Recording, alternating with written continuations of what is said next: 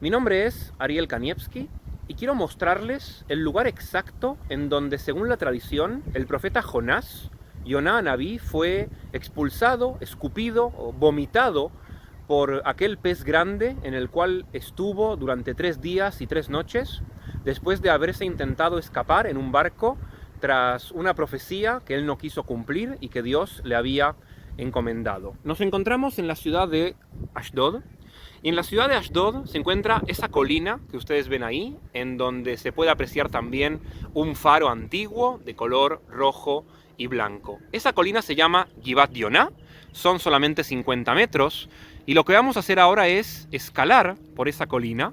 Son solamente 50 metros, así que es una caminata en teoría bastante sencilla, y cuando estemos arriba vamos a continuar explicando algunas cositas.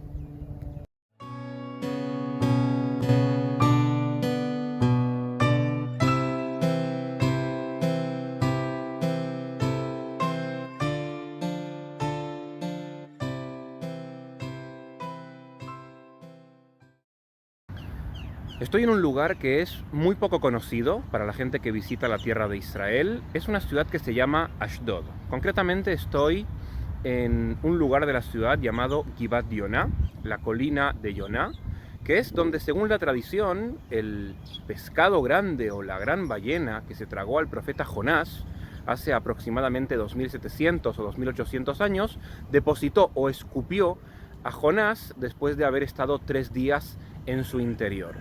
Este lugar es una colina que se encuentra a 50 metros sobre el nivel del mar, desde donde se puede apreciar el mar Mediterráneo, y también se encuentra el puerto de Ashdod, que hoy en día es uno de los puertos más importantes del país.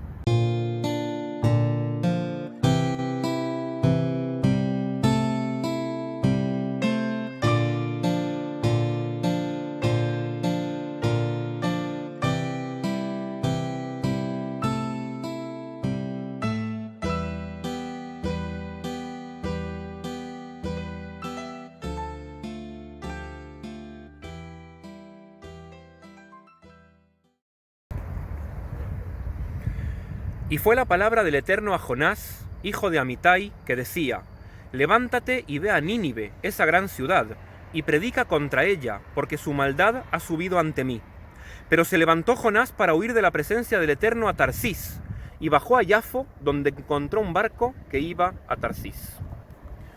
Estamos leyendo directamente de la Biblia, del Tanaj, del Antiguo Testamento. Son los primeros versículos del libro de Jonás, un libro muy pequeño que se encuentra en el Antiguo Testamento, en donde, como acabamos de leer, Dios le habla a Jonás, que era un profeta de la tierra de Israel, y le pide que vaya a Nínive, una ciudad que se encontraba en la región de Mesopotamia, actual Irak, para que predique en contra de la ciudad, para que predique en contra de los habitantes de Nínive, y les pida que se arrepientan de sus pecados, que entren en razón, y que vuelvan al camino correcto, que hagan una especie de arrepentimiento espiritual. Jonás se intenta escapar. Jonás no está de acuerdo con cumplir esta profecía. Jonás no quiere ir a Nínive. Se sube a un barco en el puerto de Yafo, un puerto que todavía existe, que se encuentra en el sur de Tel Aviv, e intenta escaparse a una ciudad llamada Tarsís.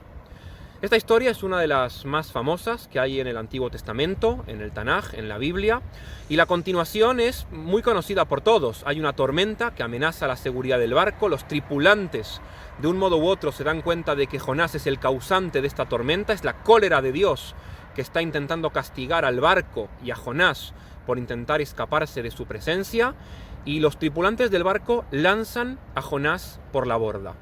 Estando en el mar Mediterráneo, un pez grande se traga a Jonás, y Jonás permanece 3 días y 3 noches en el estómago de este pez. Nos encontramos ahora en una de las laderas de Givat Yoná, de la colina de Yoná, en donde podemos ver esta escultura. Es la escultura que representa a Jonás, al profeta Jonás. Como vemos, al fondo, la colina de Yoná, Givat Yoná. Nos encontramos en una de las laderas, podemos ver que estamos cerca de la calle, y este es Jonás, Yoná, predicando a la ciudad de Nínive. En teoría está predicando hacia allá, hacia esa dirección, porque hacia esa dirección geográfica se encuentra la región de Mesopotamia, es donde estaba antiguamente la ciudad de Nínive.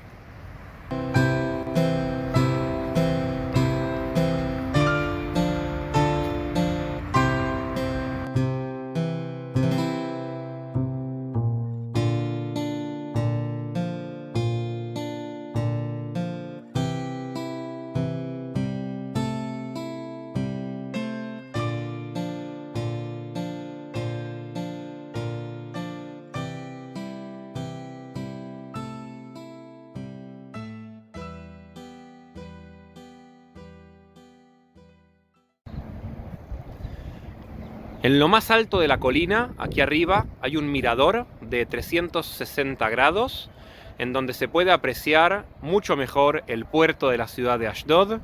Ahí al fondo también se puede ver el mar Mediterráneo. Hay un faro que antiguamente servía para indicarle a los barcos dónde tenían que llegar, al puerto de Ashdod. Se puede ver un poco de una zona residencial de la ciudad de Ashdod. Eso es un barrio, uno de los más antiguos de la ciudad de Ashdod, que se llama el Aleph, que significa el primer barrio, el barrio 1, y un poco más a lo lejos de la ciudad de Ashdod. Como vemos, el día hoy es magnífico. Es un día que está un poco nublado, hay algunas nubes en el cielo, pero no está lloviendo. No hace calor en exceso, hay un poco de viento. Es un día primaveral excelente para poder salir a pasear. Y aquí, una de las peculiaridades que hay en el suelo de la parte más alta del mirador es este pequeño monumento, una inscripción que pone Tziun Yonah ben Amittai Anabí. Es decir, es una especie de memorial que recuerda al profeta Yonah. Está escrito en hebreo y ahí pone que esto fue creado por una organización religiosa de Jerusalén.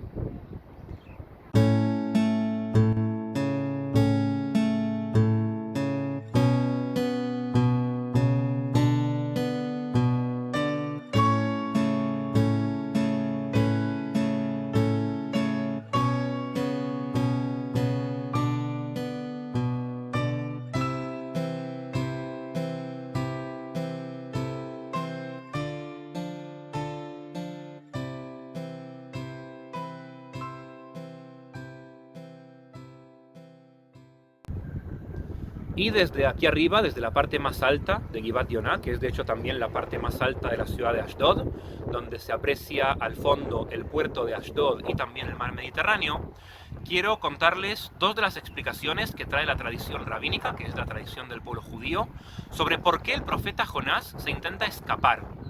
La primera es que como él era profeta, él sabía que al cabo de unos años los asirios iban a conquistar la tierra de Israel, cosa que efectivamente pasó, e iban a provocar un sufrimiento muy grande en contra del pueblo judío, destruyendo varias de las ciudades y exiliando a muchísimos judíos a la región de Asiria y Mesopotamia. Y él no quería ser parte de todo aquello, él no quería colaborar con esa gente. Esa es la primera explicación. La segunda, que es también muy interesante y muy bonita, es que Yonah Anabí, el profeta Jonás, tenía claro que el Dios de Israel es un Dios misericordioso. Y si la gente de Nínive escucha su mensaje y realmente se arrepiente, eso iba a generar la misericordia en Dios. Dios finalmente no los iba a destruir. Y él tenía claro que ese mensaje iba a debilitar el nombre del Dios de Israel. Y por eso él decide escaparse. Él decide no meterse en problemas. Y tanto si es por una explicación como por otra, al fin y al cabo nosotros sabemos que después de haber estado 3 días en el estómago de ese pez gigante, finalmente él se arrepiente, pide perdón por haber intentado escaparse de Dios, y cuando Dios lo perdona y el pescado lo escupe y lo deposita, como dijimos según la tradición en este lugar, en Givat Yonah, él sí cumple con esa profecía, sí cumple con su misión y efectivamente se dirige a la ciudad de Nínive. Contamos un poco qué significa la historia del profeta Jonás para la tradición del pueblo judío, pero el cristianismo también tiene algo que decir al respecto. Vamos a volver a bajar y vamos a explicar cómo se vincula la historia del profeta Jonás con el Nuevo Testamento, con Jesús y con el cristianismo.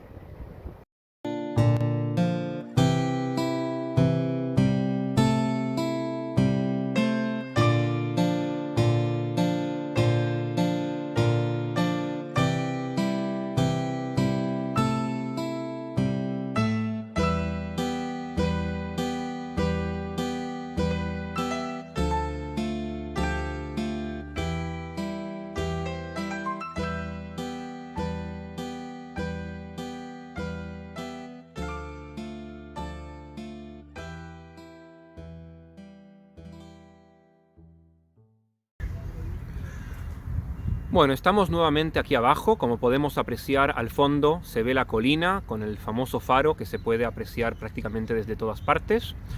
Y queremos explicar también, me gustaría contarles un poquito qué tiene que ver toda esta historia del profeta Jonás con el cristianismo.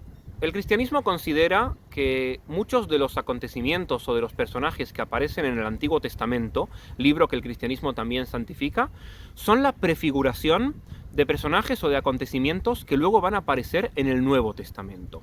Y de este modo, los 3 días y las 3 noches que el profeta Jonás se encuentra dentro del estómago del pez grande, serían la prefiguración de los 3 días que Jesús está enterrado en el Santo Sepulcro entre la crucifixión, en donde muere, y la resurrección que tiene lugar 3 días después. Esos 3 días en el abismo, en el fondo, en el interior del pez, son la prefiguración de los 3 días en los que Jesús está muerto antes de resucitar al cabo de 3 días en el domingo, que es el primer día de la semana.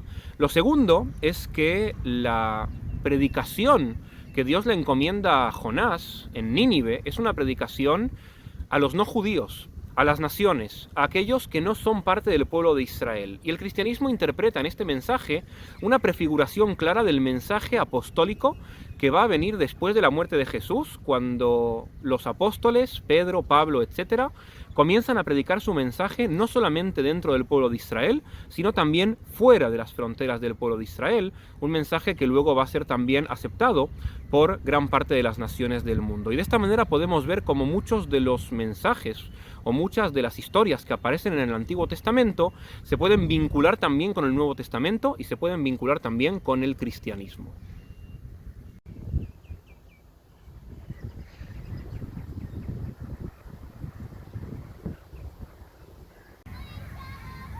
Y bueno, si les gustó este vídeo pueden hacérmelo saber dejando aquí abajo un like, un me gusta, el botón con el dedito hacia arriba.